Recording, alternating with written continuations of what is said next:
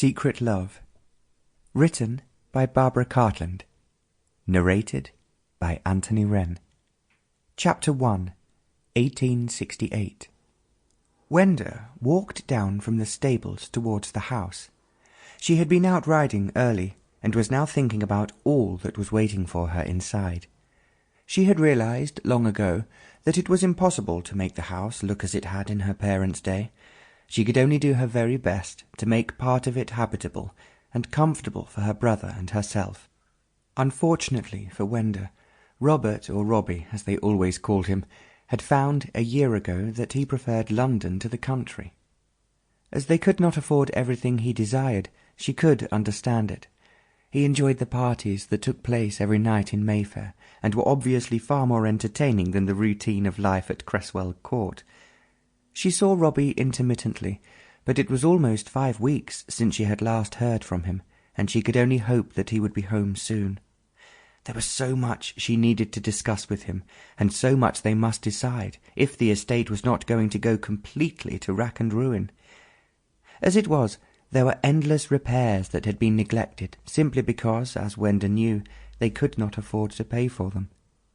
Her father, Lord Creswell, had been an extremely brilliant man. Queen Victoria had found him of great assistance to her, especially after she became a widow, but unfortunately that did not provide enough money for him to keep up the estate that had been in the Creswell family for centuries. All through history, land had played a significant part in ensuring the strength and well-being of England, and with her parents both dead and her brother still young and unmarried, Wenda felt sadly that no one was particularly interested in the court itself. At one time it had been one of the great sights of Britain, and it was close to London and thus easy to reach. There had always been, when her father was alive, people coming to stay for a few days, or even driving down just to see the beauty of the court and all it contained.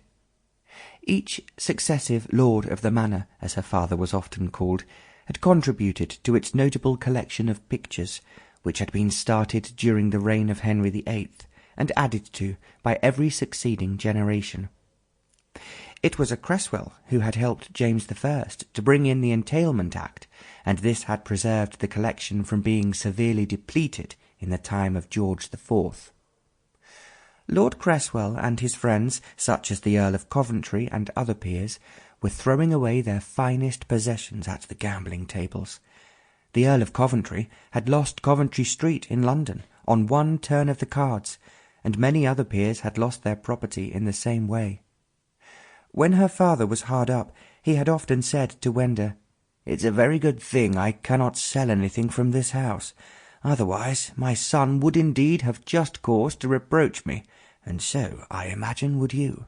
"It would be awful, Papa, if we did not have the beautiful pictures to look at, and of course the silver, which, as you often have told me, is unique." "The finest silver in England became ours at the time of George III, stated Lord Creswell, "but I am quite certain it would have been dissipated by our ancestor, who was notorious for making higher bets at White's and other clubs than anyone had ever done before." Wenda sighed. "We certainly could do with that money now, Papa, especially as we need new horses." "The one thing I refuse to economize on," he had replied, "is our horses. It is the only pleasure left to me, and I intend to ride the best bred and the fastest until I am in the grave." Wenda had laughed, but he had indulged his wish, unfortunately leaving behind him debts and extravagant commitments that she and Robbie had attempted to meet during the last 5 years. And they had not, Wenda thought with a sigh, been particularly successful.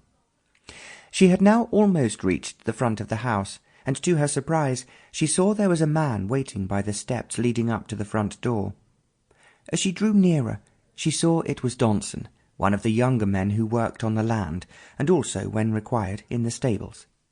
She thought, from the expression on his face before she reached him, that he had bad news to tell her, and she wondered what could have occurred to upset him. "Good morning, Donson," she greeted him. "Are you waiting for me?" "I am, Miss Wenda," he replied. She did not need to ask him if Sample complete. Ready to continue?